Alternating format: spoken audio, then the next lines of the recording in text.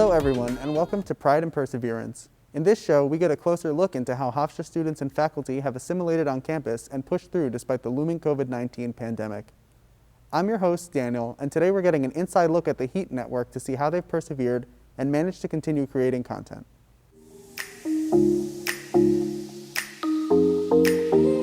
HEAT was confronted with a number of problems when the pandemic struck. I think we could probably divide it into what happened last spring and what happened last fall. During the spring, everybody was scattered to the four winds, and we weren't sure we'd have any production anymore. Since the beginning of COVID, we've made a number of changes to our shows and how they operate. We're operating with very pared down skeletal crews. That's been problematic because people can't shadow, but we're working it through with the least amount of people exposed as possible.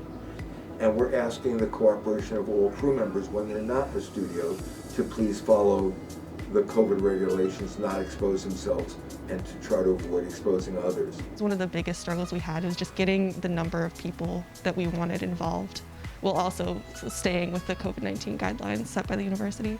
Thursday Night Live has always been a live show, which we normally have an in-studio audience for the showing, and it causes issues because we can no longer have a live studio audience anymore.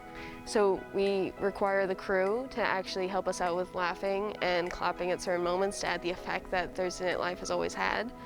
It overall just makes it a little bit more difficult to run the show because we can't have too many people ever in the same room, and just the logistics of the overall show is a bit different.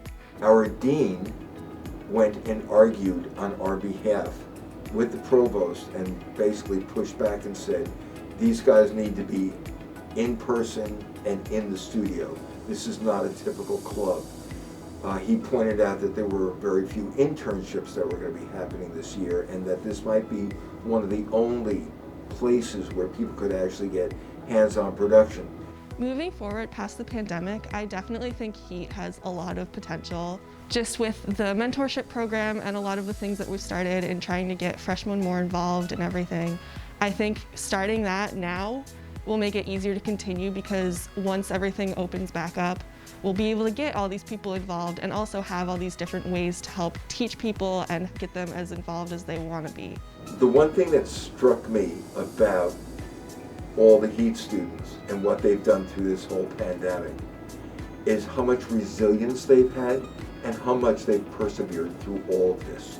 They refused to give up a year ago when all the shows, when everybody was just sent away, and we weren't even allowed to walk into the studio or come near the building. They have persevered through a lot, and they have really grown from the experience, and it's given them a sense of confidence that I think will allow them to really succeed well in the industry. Welcome back. I'm here now with AJ, the producer of Heating Up During COVID. How are you doing today, AJ? I'm doing great. How are you? I'm also great. So what made you choose to focus on the HEAT network for this project? I chose to focus on the HEAT network for this project because, especially as a television student, I know how difficult it's been to just get in the studio and create content, especially with all the COVID restrictions. Everybody has to wear masks and stay socially distant, obviously, and that's not really the ideal circumstances for a television or film shoot.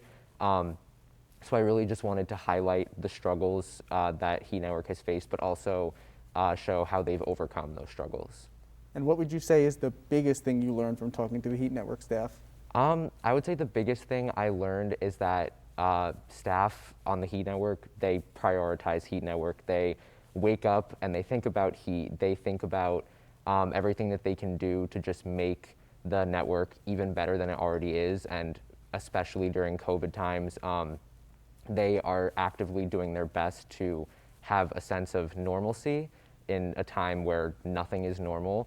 So I think definitely the biggest thing I learned is that everybody on HEAT, it's the first thing they think of, and they just want it to be the best thing that it can be.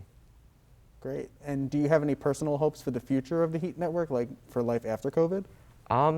I do. I would hope that the road from here can just go up. I think that they've done a very, very good job of adapting to the not so good circumstances that we're in right now.